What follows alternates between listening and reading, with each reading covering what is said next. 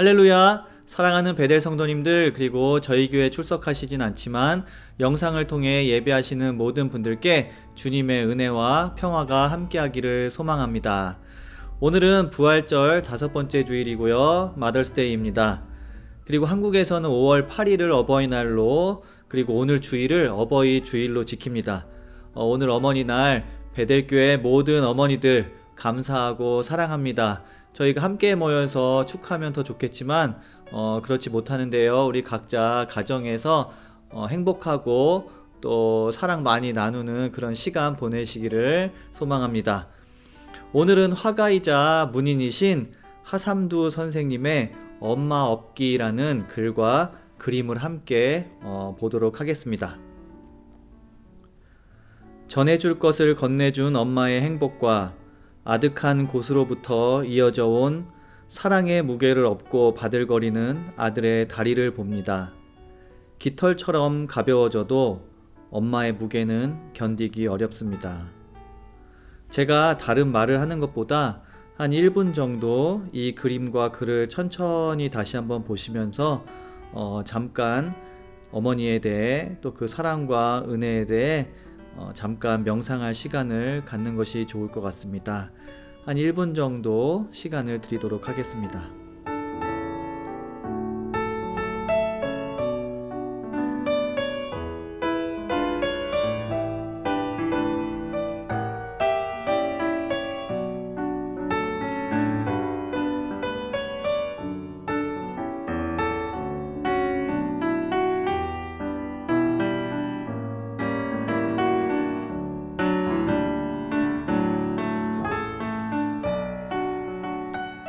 지난 수요일 함께하는 기도에 있는 내용과 같이 5월은 우리에게 주신 가정이라는 그 관계에 대해 생각하고 또 감사하는 달입니다. 우리 가족을 사랑으로 이어주신 하나님께 감사합니다. 하지만 동시에 가정 그리고 가족이 사랑과 평안의 이유가 되지 못하고 염려와 고통의 이유가 되는 분들도 계십니다. 하나님께서 서로에게 상처가 되지 않게 보살펴 주시기를 기도하고요. 또 회복이 필요한 가정에는 은혜와 긍휼로 함께 하시기를 기도합니다. 그리고 지금도 여러 곳에서 코로나 바이러스와 싸우고 계시는 분들께는 부활하신 생명의 주님의 위로와 도움이 함께 하기를 기도합니다. 하나님의 사랑을 묵상하며 먼저 찬양하시겠습니다.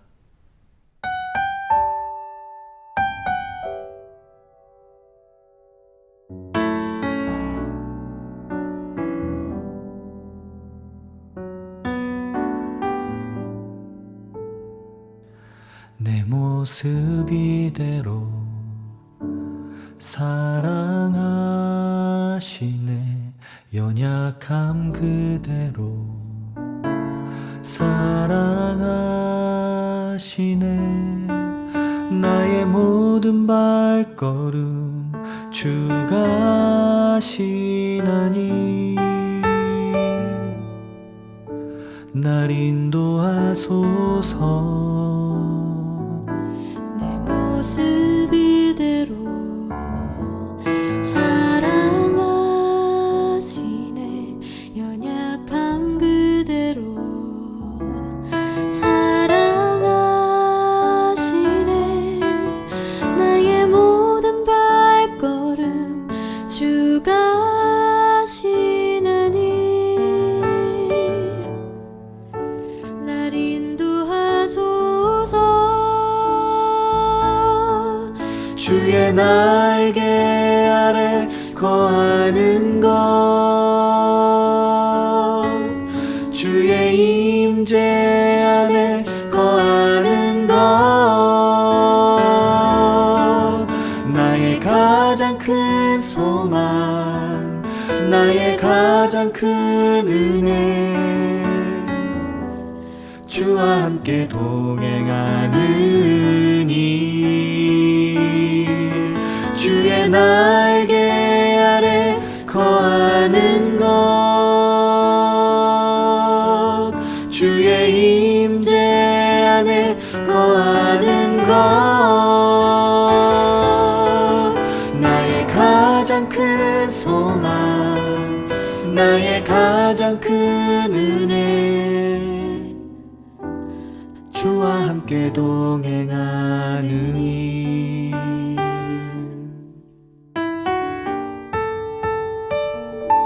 내 모습 이대로 사랑하시네 연약함 그대로 사랑하시네 나의 모든 발걸음 주가 하시나니 날 인도하소서 주의 날개 아래 거하는 것 주의 임재 안에 거하는 것 나의 가장 큰 소망 나의 가장 큰 은혜 주와 함께 동행하느니 주의 날개 아래 거하는 것 주의 임재 안에 거하는 것 나의 가장 큰 소망 나의 가장 큰 은혜 주와 함께 동행하느니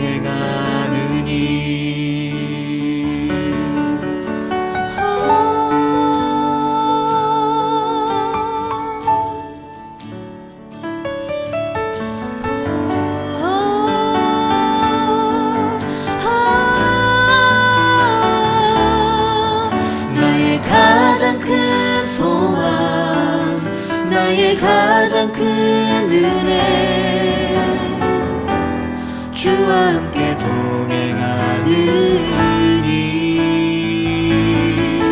주의 날개 아래 거하는 것 주의 임재 안에 거하는 것 나의 가장 큰 소망 나의 가장 큰 은혜 주와 함께 동행하느니 나의 가장 큰 소망 나의 가장 큰 은혜 주와 함께 동행하느니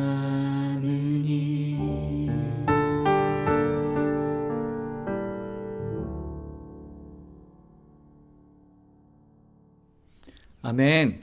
말씀을 대하기 전에 기도하는 시간입니다. 반주가 나오는 동안 2분 정도 지난 우리의 삶을 돌아보시면서 회개하고 또 고백하는 기도 그리고 간구의 기도를 하도록 하겠습니다. 특별히 지금 이제 졸업 시즌이거든요. 그런데 예년 같았으면은 가족들과 또 친구들의 축하를 받으면서 우리 청년들 또 청소년들이 졸업식을 해야 하는데 이 코로나 때문에 그런 졸업식을 하지 못하고 쓸쓸하게 그냥 졸업장만 수여받는 그런 학생들이 많이 있습니다. 우리들 또 기도를 통해서 마음으로 그 친구들 축하해 줄 수 있으면 좋겠고요. 특별히 우리 청년들 또 청소년들 또 어린이들이 올바른 신앙의 전통 안에서 그렇게 몸과 마음과 영이 튼튼하게 자라나면 좋겠습니다. 우리 대학생들 그리고 청소년들 그리고 어린이들을 위해서 함께 기도해 주시기 부탁드립니다. 우리가 기도할 때 성령님께서 우리와 함께 기도하실 것입니다. 그리고 기도를 마치신 후에는 주기도문으로 함께 기도하겠습니다. 함께 기도하시겠습니다.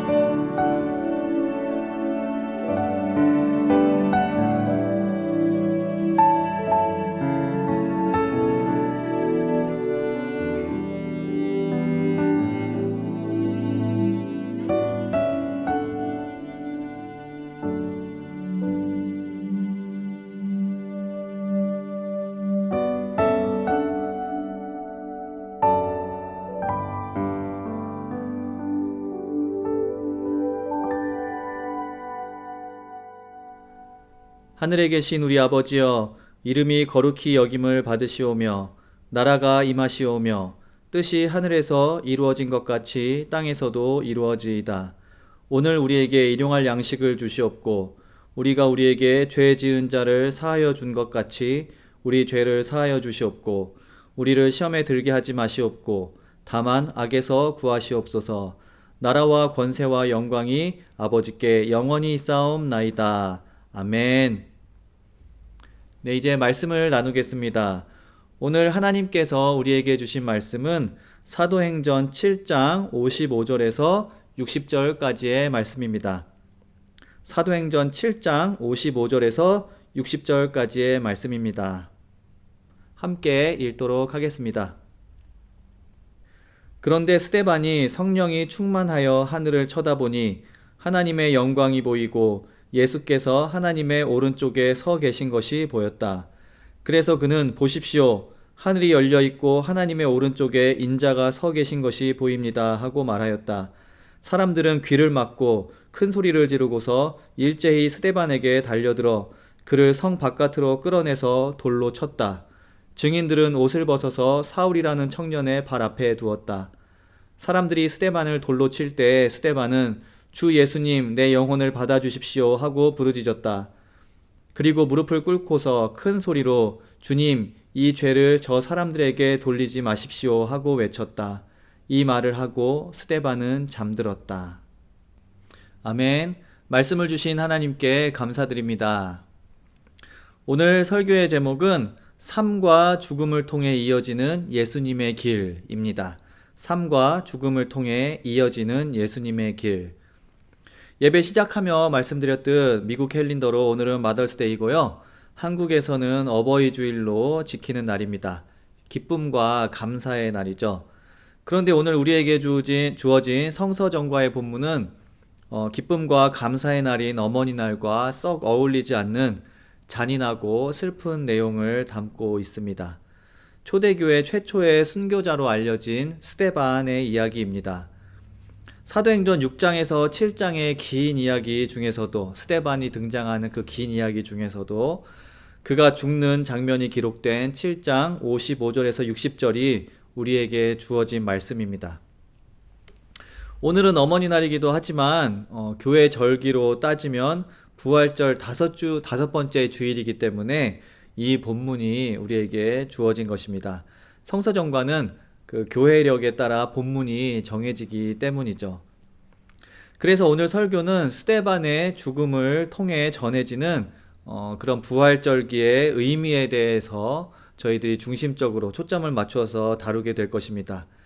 그렇지만 제목에서 알 수 있듯 삶과 죽음을 통해 전해지는 소중한 그런 가치에 관한 이야기이기 때문에 설교가 끝난 이후에도 우리 성도님들께서 각자 나름대로 그 어머님 또는 부모님의 은혜에 대해서도 충분히 생각해 보실 수 있는 그런 내용일 것 같습니다. 하나님께서 우리 각자의 그런 상황과 또 심령에 맞는 그런 감동과 깨달음을 오늘 설교를 통해서 또 말씀을 통해서 우리에게 전해주시기를 소망합니다. 지난주에 저희는 사도행전 2장의 말씀을 나누었습니다. 어떤 내용인지 다 기억하시나요? 네, 오순절 이후에 예루살렘의 교회 공동체가 세워졌다는 이야기였습니다. 네, 교회 공동체가 세워졌을 뿐만 아니라 하루에 3,000명, 그 다음에 매주 수가 더하면서 인원이 폭발적으로 늘어났다고 그렇게 그 말씀을 우리가 살펴보았습니다. 하지만 그때 교회 공동체가 다문화 공동체였기 때문에 아마 굉장히 혼란스러웠을 것이라는 그런 이야기도 했습니다. 그럼에도 불구하고 구성원들의 그런 희생 덕분에 혼돈이 아닌 원더풀 하모니, 즉 멋진 조화를 이루는 그런 공동체로 세워졌다고 우리가 그렇게 나누었죠.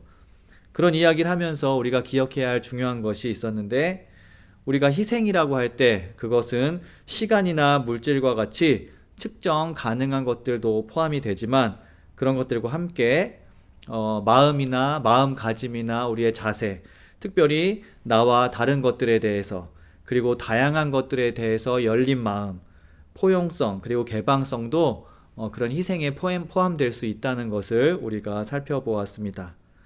그런데 그렇게 멋진 조화를 이루었던 공동체였던 예루살렘 교회도 하지만 문제가 있었다는 것을 오늘 말씀을 통해서 우리는 확인할 수 있습니다.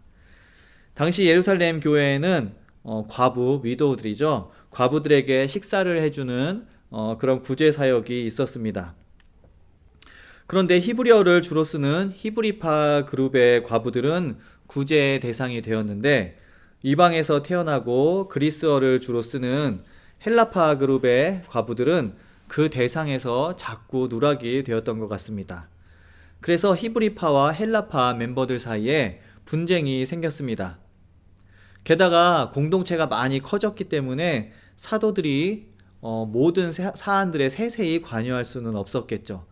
그래서 사도들과 교회가 생각을 해서 헬라파 유대인 중에 7명의 사람을 뽑아서 그들이 구제와 관련한 일들을 전적으로 맡게 되었습니다.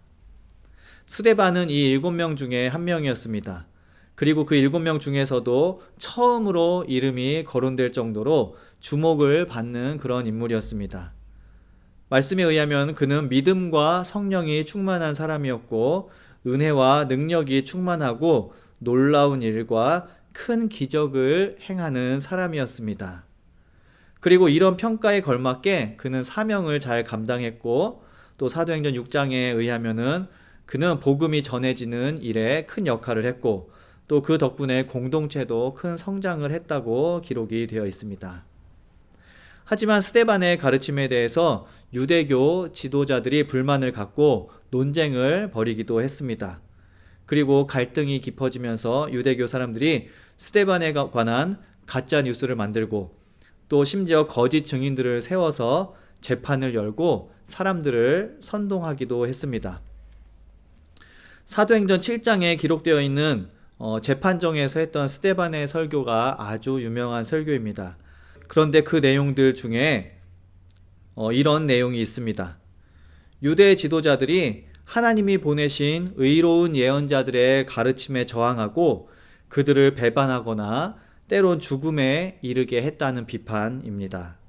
유대 지도자들은 이 메시지를 들으면서 예수님을 십자가에 달려 죽게 한 사건을 떠올렸습니다. 그래서 이런 것들을 이렇게 짚으면서 공격적으로 설교한 스데반에게 분개했죠. 그래서 예수님에게 했던 것과 비슷한 죄목인 신성모독, 그리고 전통을 파괴한다는 죄목을 걸어서 그를 돌로 쳐서 죽이게 됩니다. 이 일련의 사건을 통해서 본문이 우리에게 말하는 첫 번째 가르침이 있습니다. 그것은 현실 직시입니다. 눈앞의 현실을 똑바로 그리고 정확하게 바라보라는 것입니다. 부활절 그리고 부활절기는 예수님의 부활로 상징되는 승리, 놀라움, 그리고 기쁨의 절기라고 할 수 있습니다. 우리는 빈 무덤 사건을 통해 죽음과 어두움에 대한 승리를 맛보았고요. 또 예수님을 따르던 자들에게 나타나신 그 모습을 통해 부활 소식이 전해준 놀라움과 기쁨을 함께 경험할 수 있었습니다. 그리고 지난주인 부활절 넷째 주에 희생과 화합을 통해 성장했던 예루살렘 교회의 모습을 볼 수 있었습니다. 그 모습을 통해서 예수님의 가르침이 교회 공동체에서 열매를 맺는 모습을 목격했습니다. 하지만 그럼에도 불구하고 오늘 스데반의 죽음과 그를 죽음으로 몰고 간 사람들의 어떤 그런 감정과 생각들, 또 심리 상태들, 우리는 이 사건을 보면서 생각하게 됩니다. 하나님께서는 이 부활절 시즌에 단지 승리와 놀라움과 기쁨만을 선포하시는 것이 아니구나 라는 그런 생각을 하게 됩니다. 항상 기쁨이 존재하고 또는 승리가 존재하고 죽음 대신 생명이 존재할 것만 같았던 그런 부활 시즌. 하지만 우리 눈앞에 보여지는 현실은 저항이 존재했고요, 또 모함이 존재했고요, 또 폭력이 존재했고 죽음이 존재했던 것입니다. 예수의 제자로 사는 삶은 언제나 크고 작은 저항에 맞닥뜨릴 수 있습니다. 그리고 때로는 희생을 경험할 수 있습니다. 예수님마저도 부활하셔서 참 주가 되셨지만 아직도 거부될 수 있다는 것을 본문은 알려주고 있습니다. 그리고 예수님의 부활이 전해준 생명의 메시지에도 불구하고 인류는 여전히 서로의 생명을 빼앗고 피를 흘리는 역사를 반복하고 있다는 사실. 오늘 본문은 부활의 놀라움과 기쁨과 함께 우리 앞에 놓여있는 또 다른 현실의 모습을 우리에게 보여주는 것입니다. 방금 말씀드렸던 복음의 거부, 선한 이들의 희생, 그리고 서로 싸우며 피를 흘리는 역사, 그리고 이 현실은 지난 2000여 년 우리 인류의 역사 속에 계속 되어 왔던 것입니다. 큰 역사적 사건이 이런 일들을 기록하기도 하지만 우리가 일상에서 경험할 수 있는 크고 작은 사건들도 분명히 있는 것입니다. 그리고 한 가지 더 중요한 것은 우리는 이런 역사 앞에서, 이런 역사적인 현실 앞에서 스데반도 될 수 있지만 또한 스데반에게 돌을 던지던 그 군중도 될 수 있다는 것입니다. 스데반에게 돌을 던진 군중들의 마음속에는 어떤 생각과 감정들이 있었을까요? 스데반을 시기하는 마음이 있었을 것입니다. 틀린 것을 지적하는 쓴소리에는 전혀 귀 기울이려고 하지 않았던 그런 다친 마음도 있었을 것입니다. 스데반에 대해 가짜로 조작된 정보에 쉽게 넘어가는 그런 무지도 있었을 것입니다. 그리고 엄청나게 폭력적인 일을 했지만 군중 속에 섞여 있었기 때문에 거리낌 없이 그 일을 저지를 수 있었던 그런 비겁함도 있었을 것입니다. 또한 그들, 그리고 우리가 잘못하고 있다는 것을 알지만 그것을 막을 용기가 없어서 침묵으로 그런 일에 동조했던 그런 모습을 또한 가지고 있던 사람들도 있었을 것입니다. 저는 우리들 또한 이들과 같이 생각하고 이들과 똑같은 행동을 할 수 있다고 생각합니다. 그리고 교회 공동체 또한 신앙이라는 이름으로 이와 같은 잘못과 실수를 한 역사도 있고 어쩌면 지금도 그런 역사를 반복하고 있을 수도 있다라고 고백을 하게 됩니다. 솔직히 불편한 현실입니다. 하지만 이런 불편한 면들이 우리의 삶과 교회의 역사 한 부분에 분명히 자리를 잡고 있다는 것은 부정할 수 없는 현실이자 사실입니다. 스데반의 죽음은 신앙인이 그리고 교회가 마주할 수 있는 현실의 양면성을 너무나 여실히 보여주는 사건입니다. 사도행전의 저자인 누가는 복음 전파 초기 교회가 세워져가는 역사의 현장에서 자신이 목격하고 경험했던 이러한 현실의 양면성을 사도행전이라는 책에 기록했습니다. 그리고 그가 경험했던 그 현실, 그리고 그 양면성이 지금 우리가 경험하고 어쩌면 우리가 만들어가고 있는 현실일 수 있다는 생각을 하게 됩니다. 우리가 스데반일 수 있다고 말씀을 드렸습니다. 맞습니다. 우리가 전하는 복음이 그리고 우리가 제자로서 살아가는 삶의 방식이 옳은 것이지만 다른 이들에게 그런 것들이 받아들여지지 않고 때로는 미움을 살 수도 있고 때로는 우리가 가진 것을 희생해야 할 수 있다는 것을 우리는 기억해야 합니다. 반대로 우리는 스데반을 공격했던 군중이 될 수도 있다는 사실 또한 기억해야 합니다. 우리는 남을 시기하기도 하고요. 이기적이고 배타적인 신앙을 가지고 그것이 참 복음인 양 생각하며 살아갈 수도 있습니다. 다수의 힘으로 소수를 미워하고 공격할 수도 있다는 것 또한 기억해야 합니다. 아주 안타깝지만 이것이 우리가 마주할 수 있는 현실입니다. 그렇기 때문에 나 자신이 그리고 우리 공동체가 항상 올바른 선택을 할 수 있도록 우리는 더 꼼꼼하고 민감하게 우리의 삶을 돌아보아야 하며 또 불완전한 우리의 모습을 솔직히 인정하고 성령님께서 우리를 도우시기를 기도해야 한다는 사실을 말씀은 우리에게 전해주고 있는 것입니다. 하지만 스데반의 죽음은 이렇게 어두운 면만을 보여주고 끝나지는 않습니다. 오늘 말씀에 이어지는 사도행전 8장은 예루살렘의 교회가 스데반의 죽음 이후에 어떻게 진행되었는지 어떻게 이어졌는지를 기록하고 있습니다. 8장 1절에 의하면 이렇게 기록하고 있습니다. 그날에 예루살렘 교회에 큰 박해가 일어났다. 그래서 사도들 이외에는 모두 유대 지방과 사마리아 지방으로 흩어졌다. 그리고 4절에 이 말씀이 계속됩니다. 그런데 흩어진 사람들은 두루 돌아다니면서 말씀을 전하였다. 저는 한 사람의 삶이 역사의 전환이나 발전을 위해서 희생되어야 한다고 생각하진 않습니다. 그리고 어떤 이의 죽음이 이런 의미가 있다 하면서 지나치게 쉽게 해석되고 또 그의 죽음의 의미를 판단해서도 안 된다고 생각을 합니다. 하지만 시간이 지나서 역사를 돌아보았을 때 한 사람의 희생이 역사의 전환점에서 큰 역할을 했다는 것을 발견하고 그것에 의미를 부여하고 그 의미에 대해서 감사할 수는 있다고 생각을 합니다. 스데반의 경우가 바로 그런 경우입니다.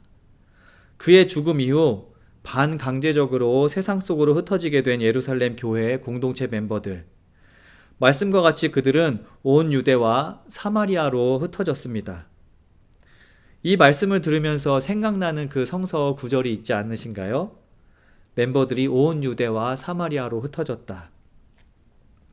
바로 사도행전 1장 8절에 기록되어 있는 말씀입니다. 예수님이 승천하시면서 하신 말씀, 그러나 성령이 너희에게 내리시면 너희는 능력을 받고 예루살렘과 온 유대와 사마리아에서 그리고 마침내 땅 끝에까지 이르러 내 증인이 될 것이다. 이 역사가 시작되는 전환점에 스데반의 죽음이 있었던 것입니다. 그리고 사도행전 22장 20절에 보면 사도 바울이 자신의 회심 사건에 대해 이야기하며 이와 같은 말을 합니다. 예수님의 음성을 들은 후 바울은 스데반의 죽음을 기억하며 이렇게 말합니다. 주님의 증언자인 스데반이 피를 흘리고 죽임을 당할 때에 나도 곁에 서서 그 일에 찬동하면서 그를 죽이는 사람들의 옷을 지키고 있었습니다. 이렇게 말하는 바울은 그렇기 때문에 자신은 복음 전파자로서의 자격이 없다라고 그렇게 기도를 했습니다. 하지만 하나님께서는 그럼에도 불구하고 그를 이방 사람들을 위한 증인으로 보내겠다고 다시 한번 컨펌하시는 그런 이야기가 사도행전 22장에 나옵니다. 사도 바울의 소명 그리고 그의 사역에도 스데반의 삶과 죽음은 큰 영향을 끼쳤던 것입니다. 이러한 점들을 염두에 둘 때 스데반의 삶과 그의 죽음은 그의 죽음을 목격한 모든 이들에게 새로운 시작을 위한 소중한 계기가 되었다고 말할 수 있습니다.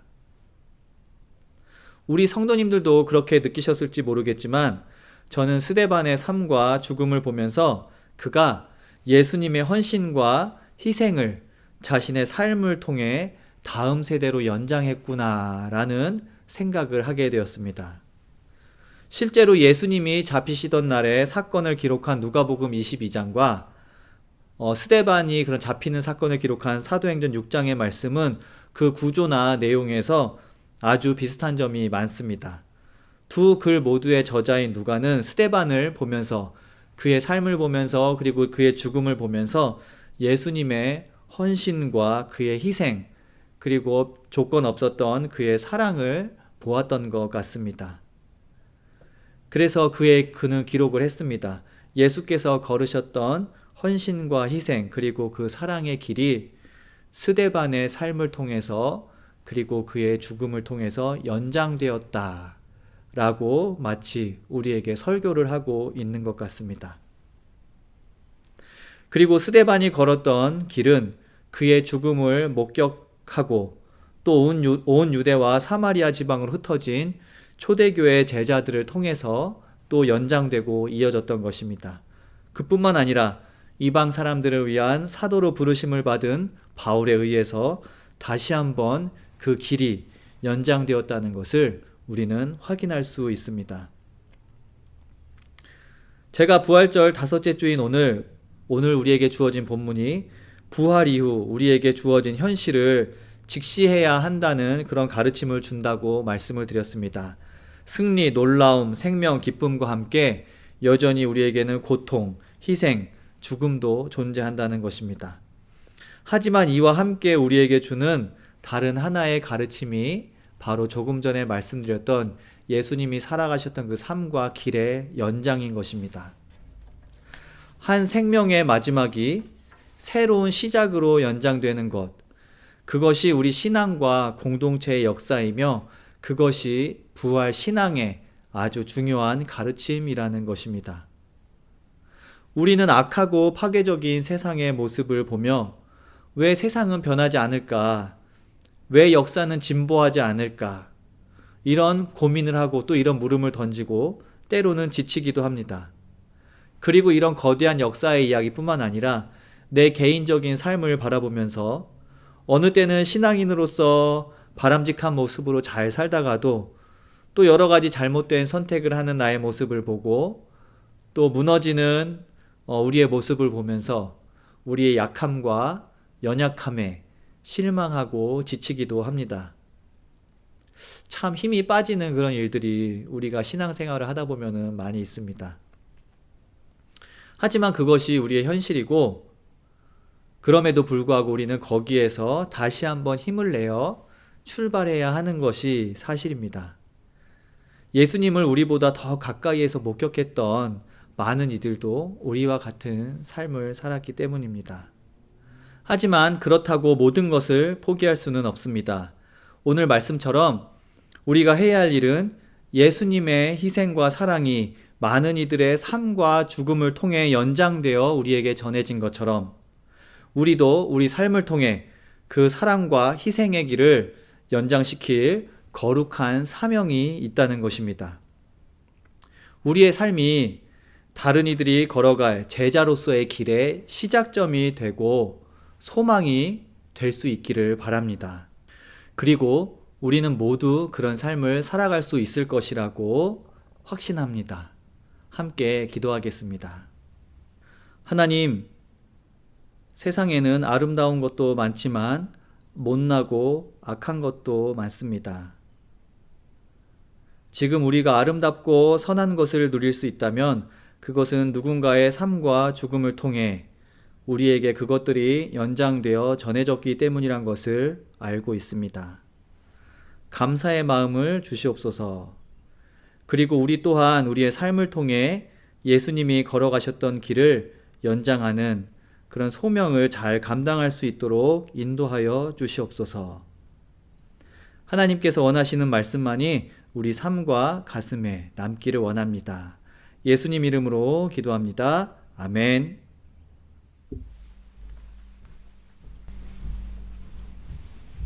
성찬을 나누겠습니다.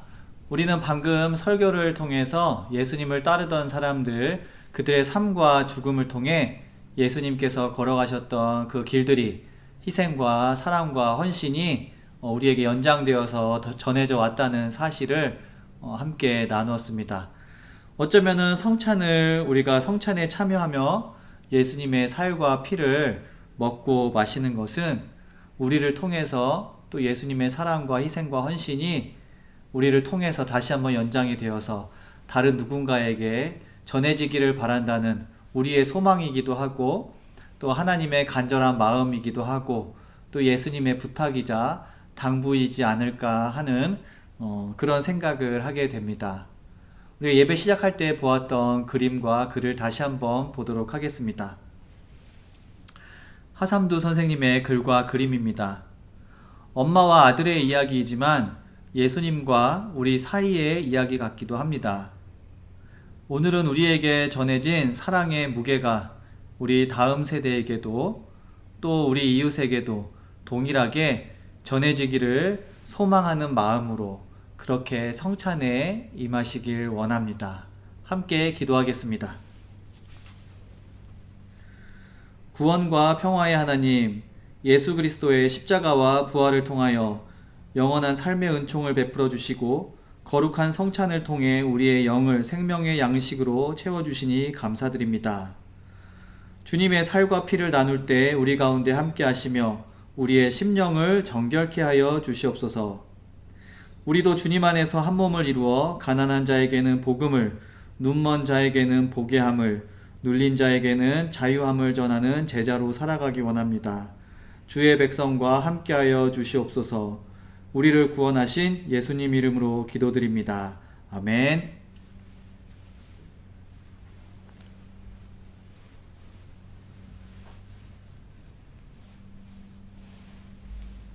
예수님께서 잡히시던 날 밤에 제자들과 함께 식사를 하셨습니다. 떡을 떼며 말씀하셨습니다. 이 떡은 너희를 위해 십자가에 달려 죽는 나의 몸이다. 이것을 행하여 나를 기념하라.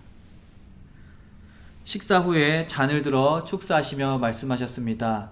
이 잔은 내 피로 세운 새로운 언약이다. 약속이다. 라고 말씀하셨습니다.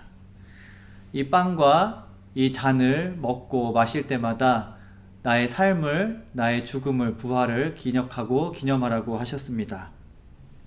예수님께서 아무런 조건 없이 제자들을 만찬의 자리에 초대하셨고 저 또한 이 성찬의 자리에 아무런 조건 없이 초대하셨기에 저도 우리 성도님들을 아무런 조건 없이 이 성찬의 자리로 초대합니다. 이제 가정별로 각자 준비하신 떡과 잔을 나누시면 되겠습니다.